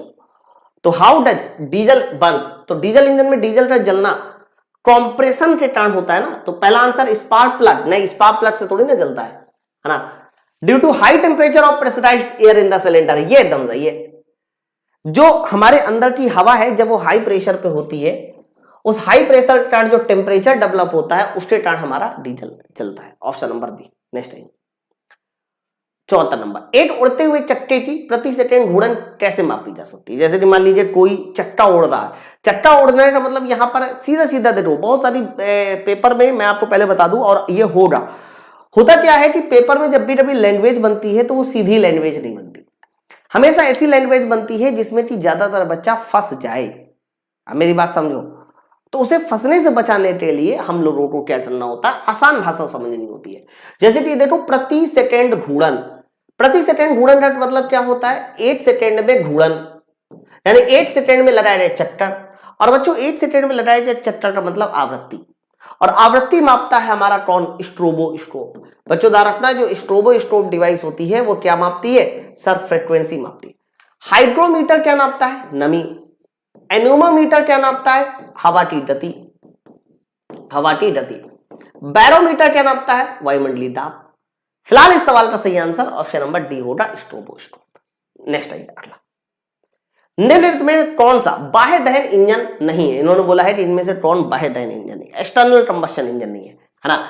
बच्चों देखो, टरबाइन ये एक्सटर्नल है, स्टीम इंजन एक्सटर्नल है, पवन चक्की एक्सटर्नल है, लेकिन डीजल इंजन हो गया, इसके अलावा पेट्रोल इंजन, गैस इंजन, ये सब हमारे कह सकते हो इंटरनल कंबशन इंजन होते हैं। तो सवाल ये था ना कि कौन सा बाह्य दहन इंजन नहीं है? ऑप्शन नंबर ए, सर ए नहीं। ठीक है दोस्त, तो अभी यहां पर हमारे पास ये अगला जो सेट था, सेट नंबर 07, ये फिनिश हो चुका है, और अभी 3 सेट बाकी है, और मेरा टारगेट यही है कि हर सेट में मैं आपको ऐसे क्वेश्चन सॉल्व कराऊं जो पिछले सेट से अलग हो, जिससे कि आप ज्यादा से ज्यादा चीजों को सीख सको। इसलिए बटन में आपको पीडीएफ मिल जाएगी, आप पीडीएफ का प्रिंट आउट जरूर निकालिए और खूब प्रैक्टिस कीजिए। ठीक है, चलिए फिर मिलते हैं नेक्स्ट